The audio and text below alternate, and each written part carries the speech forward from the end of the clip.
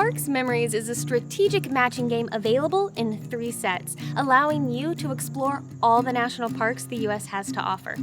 In the game, you'll be visiting the parks in the form of a grid of tiles, using your turn to reveal 2 of them and then gain 1. Along the way, you'll be earning special abilities based on the types of parks you reveal. If you collect 3 sets of matching park art before your opponents do, you've won. Parks Memories is easy to set up with simple turns and strategic gameplay, making it perfect to play with your family or a group, and then keep on playing as a 2-player head-to-head strategy battle. I mean, walk in the park. To set up the game, we first need to make our field, which is a grid of tiles. Shuffle the 48 park tiles face down, and then randomly place 9 tiles in a 3x3 grid. That's the field. Next, take the remaining park tiles and place them face down in 3 stacks of 13 tiles each. Place 1 stack at the top of each of the 3 columns in the field. Give each player 1 of each type of ability token and flip them to their inactive side. We'll talk about how to activate these abilities a little bit later. Finally, the player who most recently visited a park gets the hiker token and will be first player. Okay, technically you all live here. I'm the only one who's actually a visitor, so I'm first player. In Parks Memories, turns are simple and happen in 3 parts. First, flip 2 tiles in the field face up. Second, take 1 of the available tiles in the field and place it face up in front of you in your player area. Any tiles or abilities in the game that refer to your area are talking about this collection of park tiles in front of you. Oh, how do you know if a tile is available? That's a great question. If a tile is face up and doesn't have the hiker token on it, it's available and you can add it to your area. Any park tile that is underneath the hiker token is considered locked and not available to take. The third part of your turn is to fill the empty space now present in the field with a new tile. Choose the top tile from any of the 3 stacks and place it face up in the empty space. To end your turn, you'll move the hiker. On the first turn, place the hiker token on any face-up tile. On every following turn, the hiker must move from its current tile to any other face-up park tile. This tile is now locked. Your turn is now over. Flip over all the unlocked tiles so they are face down. The locked tile under the hiker remains face up. Play passes clockwise to the next player, who repeats all 4 of these steps. The game continues like this until one player has 3 pairs of park tiles with matching art in their area. When this happens, the game immediately ends, and that player wins. The game also immediately ends if 2 of the 3 stacks are empty. If this happens, the winner is the player with the most matching pairs. If there's a tie, the player with the most active abilities wins. We'll talk about those in a moment. If you're still tied, you both win. Because you both have wonderful memories of exploring the parks.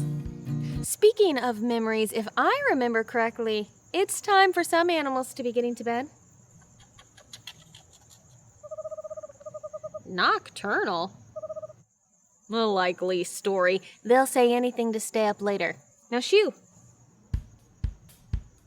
Let's talk about the more strategic elements of Parks Memories, namely those special abilities and wildlife tiles. The park tiles have park art, the national park name, the set the tile belongs to, and the park type. When you flip 2 tiles in the field face up during part 1 of your turn, check to see if the park type on the flipped tiles is a match. If it is, immediately refresh the corresponding special ability by flipping the token to its active side. Each park tile can be used to refresh a special ability once in a single turn. You now have access to this special ability and can even use it on the very same turn in which it was refreshed. Each ability tile tells you when during your turn the power can be used. For example, you can use this sun ability after you flip 2 tiles. Once the ability has been used, flip the tile back over to its inactive side.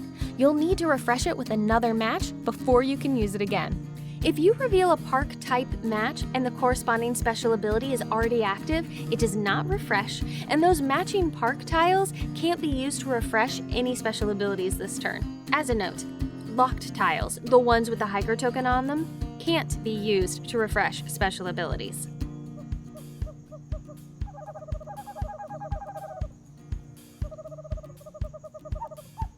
We've spotted some wildlife. This happens in the game when a player reveals a wildlife tile. These tiles automatically match the park type of the other revealed tile and refresh the corresponding special ability. You can choose to take a wildlife tile on your turn instead of a park tile. If you do, you may immediately refresh any special ability and then discard the wildlife tile from the game. Doing this can be a great way to keep your opponent from using the wildlife tile to refresh a special ability on their turn. Scout strategy tip for you. If 2 wildlife tiles are revealed, you may refresh any of the abilities. The 3 different sets of Parks Memories, Coast to Coast, Mountaineer, and Planeswalker, all play by these same set of rules, but each comes with a unique set of special abilities. If you're looking for an extra unique gameplay experience, try mixing and matching the special abilities from the different sets, or add in park tiles from the different sets to have a larger field. You can easily play with kids, or anyone who wants a classic memory game experience by removing the stacks and special abilities and focusing on matching the pairs of park art. And that's Parks Memories. Easy to set up, simple turns, strategic gameplay. Play as a family and then keep on playing. Now get out there and create some memories.